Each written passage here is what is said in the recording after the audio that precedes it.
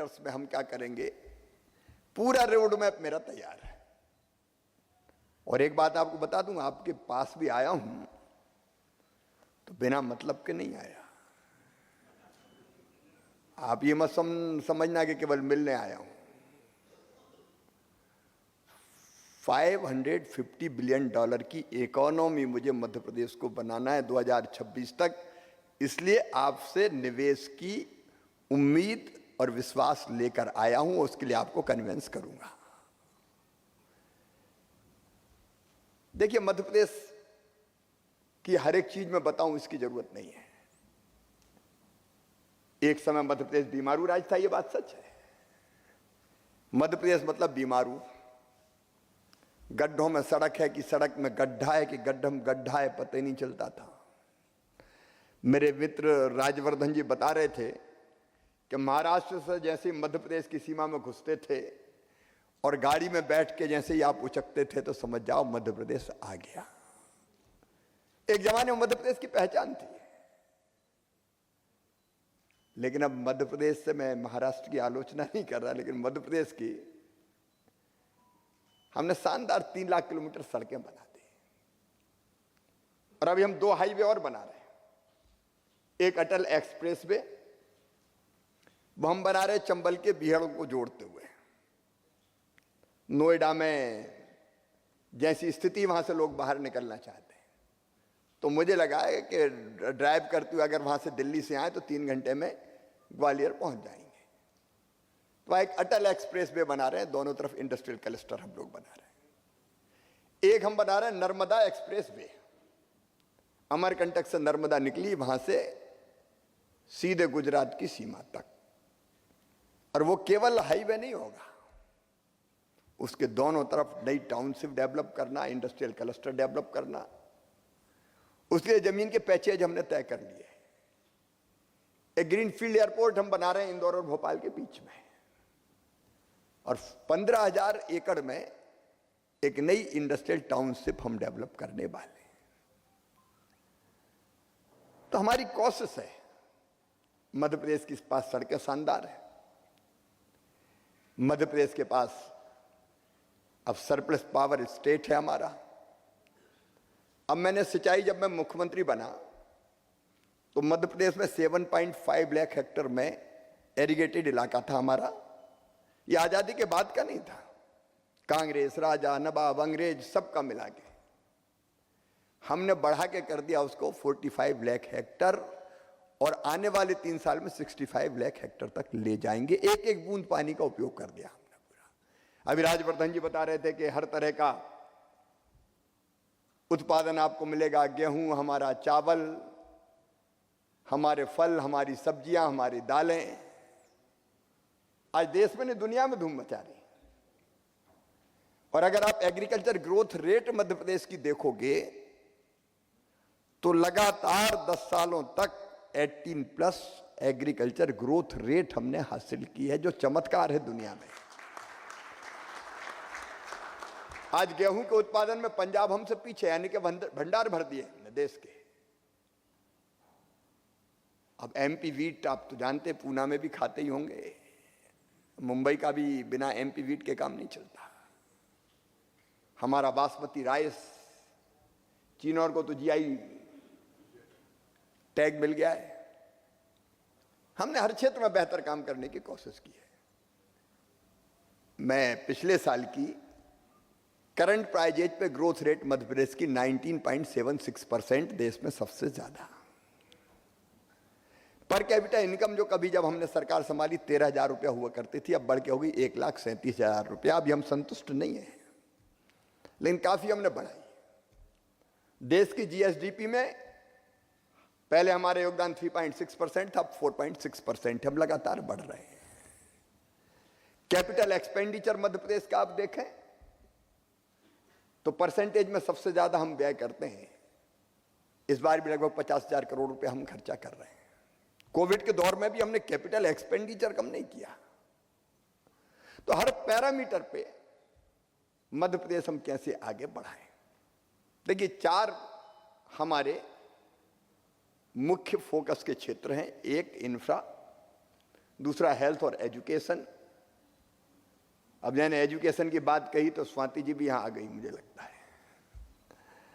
तो हेल्थ और एजुकेशन पे हम फोकस कर रहे हैं।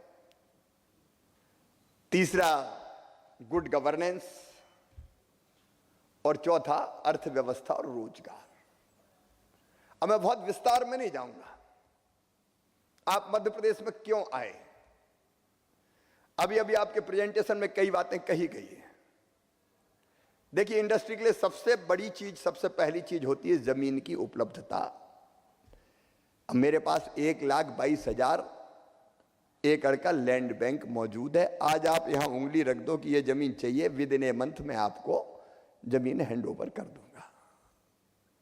और जमीन अपेक्षाकृत मध्य प्रदेश में पुणे से, मुंबई से बहुत सस्ती है। मुझे लगता है कई गुना सस्ती होगी। यहां तो अगर आप इंडस्ट्री डालो तो जमीन की कीमत देख के ही आपको पसीना आ जाएगा। मध्य प्रदेश में आइए, आप लीजिए। दूसरी बात मैंने बताया, पानी की पर्याप्त उपलब्धता। अब ग्रीन हाइड्रोजन जैसी चीजों के लिए तो पानी बहुत चाहिए।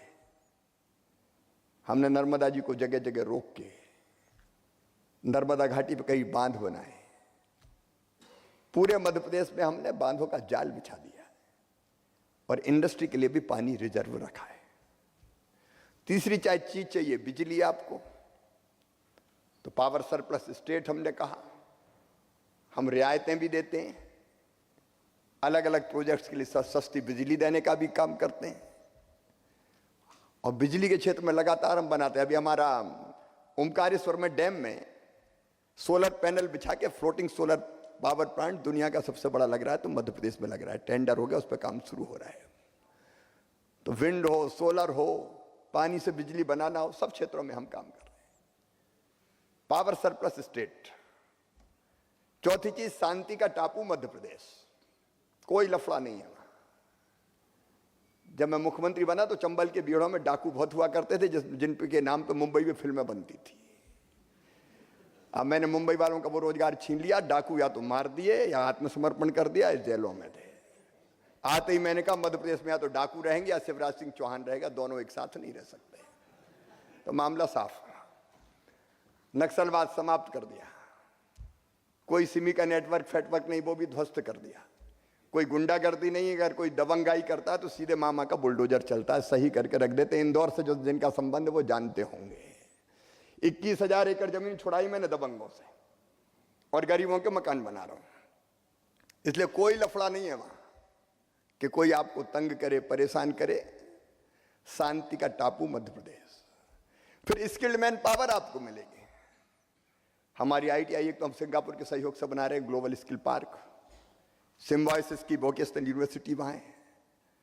अलग अलग तरह के ITs में आपको स्किल्ड मैन पावर मिलेगी। हम उद्योगों के साथ मिलकर भी बच्चों को ट्रेन कर सकते हैं।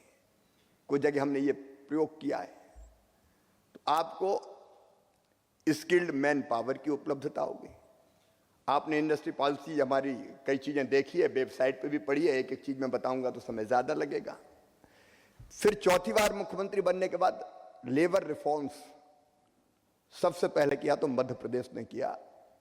हमारे 24/7 तीन बहनें भी, महिलाएं भी 3-3 पाली में काम कर सकती है। जितनी रिक्वायरमेंट्स थी लेबर लॉज की, सारी रिफॉर्म्स की हमने पूरी की है। पॉलिसीज हमारी इन्वेस्टर फ्रेंडली है। और एक बात और बताऊं कि जब ऐसे हम कार्यक्रम करते हैं तो अधिकारी हमारे सब अच्छी बात करते हैं, आइए 1 मिनट में दे देंगे, 2 मिनट में दे देंगे, 3 मिनट में दे देंगे। कई राज्यों में ये होता है कि जब तक नहीं है तब तक आ जाओ, और एक बार काम शुरू किया तो फिर फंस गए, कोई हाथ नहीं लगाने देता। लेकिन मैं आपको एश्योर करता हूं कि आप मध्य प्रदेश इसलिए आए कि हम मैं हूं। सोमवार को, हर एक सोमवार को मैं इन्वेस्टर से मिलने के लिए समय रखता हूं। इशूज आते हैं, इशूज आएंगे। ये कहना बिल्कुल गलत है। कोई इशू ही नहीं, आ जाओ धड़ाधड़ मिल जाएगा। आएंगे इशूज। आप मांगोगे फाइनेंस से क्लियरेंस चाहिए, कई तरह की चीजें आती हैं, लेकिन सुलझाने के लिए हम हैं ना, इसलिए हम आपको बुलाने आए। इसलिए मेरा अनुरोध है कि 11-12 जन, देखिए 7, 8, 9 नहीं 8, 9, 10 को है, 8, 9, 10 को प्रवासी भारतीय सम्मेलन हो रहा है। पूरे दुनिया भर से NRI आएंगे, प्रधानमंत्री जी उद्घाटन करेंगे, राष्ट्रपति जी समापन करेंगे। और उसके बाद 11-12 को हमारी इन्वेस्टर समिट। लेकिन इन्वेस्टर समिट के इंजार विंजार नहीं करना है अपन को। अभी मैं खत्म करके 1 to 1 मिलूंगा, जिसकी इच्छा हो आ जाओ, बैठ के प्रपोजल लेके आओ, फाइनल करें कराएं और इन्वेस्टर समिट में काम चालू करें। तो उसकी भी देर नहीं करनी। आज ही अपन है तो इन्वेस्टर समिट का वेट काहे को करें। कई लोग मिल रहे हैं, अगर जरूरत पड़ी तो 1 आध घंटा सुधीर जी हम और रुक जाएंगे जी। जब आए हैं तो काम पूरा करके जाएंगे। मैं आपको इनवाइट कर रहा हूं मध्य प्रदेश की धरती पर, क्योंकि मुझे $550 बिलियन की इकोनॉमी 2026 तक बनाना है। इसलिए मुझे निवेश करवाना ही है और विन विन सिचुएशन। देखिए, ना तो आप इसलिए आएंगे कि आपको कुछ नहीं चाहिए, इंडस्ट्रियलिस्ट आएगा तो मुनाफा चाहिए, उसमें क्या दिक्कत है, बिना उसके चला ही नहीं सकता। लेकिन वो भी देश के हित में है और इसलिए हम लोग मिलकर विचार करें, सोचें। इस समय मध्य प्रदेश इन्वेस्टमेंट के लिए बहुत उपयुक्त प्रदेश है। इसलिए इन्वेस्टर समिट में भी आइए और देखो, निवेश नहीं करना हो तो घूमने आओ भैया। इतना अच्छा महाकाल लोक हमने बनाया, श्री महाकाल महालोक, आपने सुना ही होगा, दर्शन करने आइए। हमारे वर्ल्ड हेरिटेज, हमारे वाइल्ड लाइफ, दत्ती गांव बता ही रहते, tiger state, leopard state, panther state, अब चीता स्टेट। और टाइगर भी ऐसे कि राजधानी में भी दहाड़ते हैं, कई बार हैंडशेक करने का मौका आ जाता है। तो सब कुछ है मध्य प्रदेश में। आपका मध्य प्रदेश की धरती पर बहुत स्वागत है। आपने मध्य प्रदेश के लिए वक्त निकाला, इसके लिए मैं आप सबको हृदय से धन्यवाद देता हूं। और अगली बार हम मिलेंगे मध्य प्रदेश में इन्वेस्टर समिट में, लेकिन उसके पहले भी आना हो तो भोपाल भी आपका स्वागत है। बहुत बहुत धन्यवाद। पीथमपुर में मैं जरूर ये कहना चाहूंगा, क्योंकि दोनों सेक्टर में, ऑटोमोबाइल सेक्टर और IT सेक्टर, उसका हब है पुणे। और अब EV का जमाना है। E-व्हीकल भविष्य की जरूरत है और इसलिए हमने मध्य प्रदेश में एक E-व्हीकल कंपनियों के लिए पार्क बनाने का फैसला किया 300 एकड़ में। और इसकी पहली इकाई विनिकल इंडस्ट्री को 50 एकड़ जमीन हम आवंटित कर रहे हैं। EV के क्षेत्र में आना हो तो आइए, आपका स्वागत। अच्छा, जिस भी क्षेत्र में आना हो जी आओ, और बाकी मैंने कहा ही नहीं तो घूमने आओ। बहुत बहुत धन्यवाद। नमस्कार, मैं हूं मानक गुप्ता। अगर आपको हमारा ये वीडियो पसंद आया हो तो इसे लाइक और शेयर जरूर करें। और हां, हमें सब्सक्राइब और फॉलो करना ना भूलें, ताकि आप देश और दुनिया की कोई खबर मिस ना करें। तो जुड़े रहिए हमारे साथ और देखते रहिए News 24।